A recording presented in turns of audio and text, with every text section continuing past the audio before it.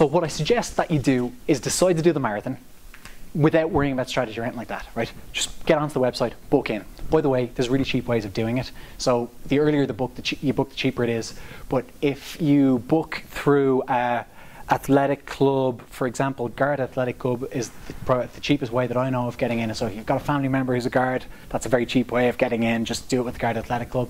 So that's a way to save a few quid. So I suggest book it and then worry about what time you're going to do it in, and you're definitely going to do it. So just worry about what time you're going to do it in later and getting it done later on. The next commitment is to commit to yourself to not get injured. So on Sunday, this event means the world to me. I've been training for it for ages. I did my last one years ago, and I really want to do another full Ironman event. But there's no way I'm going to continue running, particularly if I think that I'm going to do a long-term injury to myself. So that's an absolute no for me. If there's any hint that I'm going to keep going, it's out, because I want to be able to go for a jog and enjoy it, never mind the days that you get the medal and stuff like that. And if you've never experienced that, if you've never experienced a runner's high, it is the most brilliant feeling in the world, because the first few times you get out and it's just hard work and hard work and hard work, and then one day you go out and it's just such a pleasure. And it's people do chase that for their whole lives again, kind of thing. So I recommend commit to the event, commit to not getting injured. The way to commit to not getting injured is never leave a niggle untreated. And the more you learn about it, and you can learn so much on YouTube about self-massage and all those kind of things, then the more you learn how to treat your own little niggles that come up. If it's a little bit of a sore knee, you might be able to get on the bike and do a week's training on the bike, and you can go back to running and it's fine. So if you commit to not get injured, then the next thing, and this is probably a bit of a stretch for people, I'd say go to a physio in your first week of marathon training, right? And get the right physio. Get a physio that's proactive and solution focused, rather than someone who kind of massages out something that's already injured. So if you go to a physio and if they say, I'll go for a run there on the treadmill, or show me your running technique, and they have a look at your joints and stuff, they're able to tell you before you ever start training, these are the couple of areas that you could get injured in. Here's the stretches and work that you do to avoid getting injured in. And you can do those from day one, rather than having to go with 4 weeks to go to the marathon and book 3, 4, or 5 sessions with the physio just to be able to get through the events on the day. So I suggest, it's just to overcome the fear, book it, then worry about how you do it. Commit to not get injured, and then commit a few quid to get a physio. Footwear is enormously important. I've got an info pack for everyone here. It's basically what I cover in, I used to do a lot of one-to-one personal training, and I'm not doing that anymore. I'm just doing group work. So that's what I would have covered in the first 3 sessions with clients in the past. So that's 225 quid's worth of value in the information pack there. So please do take one. That covers footwear and it covers orthotics. So if you've already got knee problems, possibly the cruciate or back, then I would definitely recommend going and getting checked out by a, I was going to say orthodontist, but that's not the word. Chiropodist. Yes, for that to look at your feet. Yes, thankfully I've got the word right. And they might give you orthotics, which really help me to sort out a back problem and knee problem. So those are the 2 things that I'd recommend. That is going to be a bit of a financial outlay at the start. Now, so there's a couple of questions about breathing, about injuries, and about which muscles to strengthen up and that kind of thing. So the muscles that I really suggest that you work on are your backside, your bum, your glutes, and your hamstrings at the back of your thighs, because jogging particularly is very heavy on the quads at the front of your thighs, and if you can activate your glutes, basically the back side of your body, then you'll be a much stronger and more balanced runner. Often if somebody's got an injury already, they're overly strong in one area and possibly weak in another, so that could be an issue for people. If you're recovering from an injury, have I got enough space for this? So I've got 3 books here that I really recommend. So this guy is Stu Mittelman. This guy will answer your questions about breathing and also the cruciate issues. This guy's blown out both of his cruciates from running incorrectly and kind of running with his ego as a younger man. And when he was 50, he was bragging to all his friends. Okay, when he was 30, he ran from one side of the States to the other. And blew out his knees by doing the wrong thing. And when he was 50, he was bragging to his friends that he was so much fitter than he was when he was 30. So they challenged him to do the same thing again, and he did run from one side of the States to the other and beat his original time. So in that time, he made an awful lot of mistakes, and he learned from the mistakes, and then he's found a way to be able to run very gently on his joints without doing too much damage. It's high impact exercise running, so there is going to be a certain amount of wear and tear on the joints.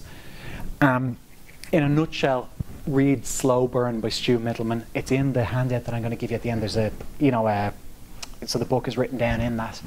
And he talks about different styles of running where you run very gently. I know Katrina McKiernan also does, I think she calls it chi running, which is, again, about just being very aware of your breathing and being relaxed as you run. So there are very different styles of running. But Peter and I discussed this earlier on. In Austria, I'm going to be using this very relaxed breathing at times. There's other times where I'm going to be just fighting to not become consumed by negativity, which comes in when you hit the wall at times. And there's other times that I'm going to be running and trying to go as fast as I can, basically. Did I answer everybody's question? So in terms of like the gym work about strengthening your legs, I'll be totally honest with you, I don't do as much of that as I should, but I believe that it is very beneficial to your training. So I'm not an expert in that particular area. I'm just, because I'm cross-training between swimming, cycling, running, I kind of get a lot of those areas from the cross-training. I just wanted to emphasize again with cycling how unbelievably beneficial that is to your run. I'm going to show you another book. So the last two books that I just really recommend, this one is Gerry Duffy, the 32 Marathons in 32 Days, guys. It's just really encouraging book, and it's nice to kind of hear an Irish voice in the midst of all these kind of ultramarathon gurus as well.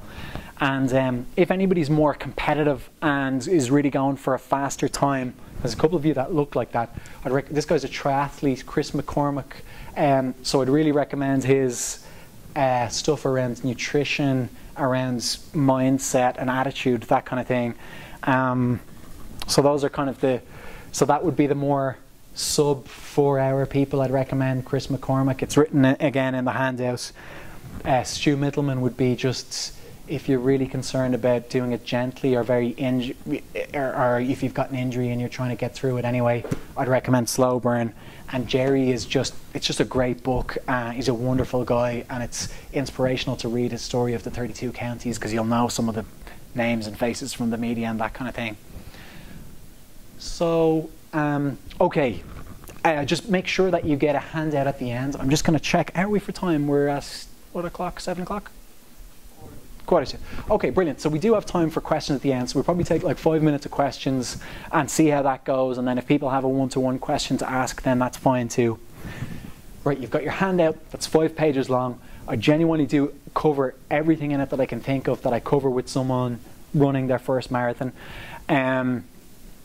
I've pretty much laid it out with what's most important first. So the very first little article is about overcoming fear. That's really, really important. In the marathon that I told you about, the last one that I blew up in, we started off with the elite guys with the Guard Athletic Club, right? We were just maybe 10 people back from the very start line. It was just such a fun experience to be with all these athletes that I've admired for years. We had to be there early to make sure we got it with the pack, and I got fearful, I got nervous being there. And I tied my shoelaces even though they were perfectly tied, and I tied them too tight the second time. And that was why at 22.5 miles, I blew up and had this problem in this one side, because I had tied my shoelaces too tight, because I let a tiny bit of fear creep in. And that is just so important. If your knee's niggly and it worries you, don't worry about it. Go walk in the pool for a couple of days. Walking up and down the pool is just unbelievably strengthening for your legs. Cruciate problems, I'd really recommend that, assuming that your GP and physio does, and everybody should talk to your GP before doing a marathon, obviously. So I was just telling you a little bit about the manual. So you got a 5-page manual. Most important stuff is at the front. There's nutrition tips in it. As I said to Peter earlier on, I recommend a kind of a plant-based diet ideally, so not too much sugar in your system. You might use sugar on the day to get you through, but basically a marathon is kind of self-harming. That's Lance Armstrong really names that in his book. It's not about the bike, or I can't remember the name of the book. really long distance sport is kind of self-harm. So you got to minimize the amount of damage that you're doing to your body around it. So get loads of sleep, be really gentle in terms of what you're eating with your body. So smoothies are the one thing. Again, I told Peter this story earlier on. The only bike race I ever won in my life was about 100 kilometres. Myself and the guy who came second arrived at this hotel. We were racing from Dublin to Wexford, arrived at the hotel. We were the first two guys there, so we ended up sharing a room, and there was like, 100 people in the race or whatever. And we both started unpacking at the same time, and we both take our smoothie maker out of the bags at the same time, and it's like, wow, that was when I really got my smoothie lesson. It's like, people who win races are drinking smoothies. And look at the handout, there's links to my Facebook page and stuff like that, where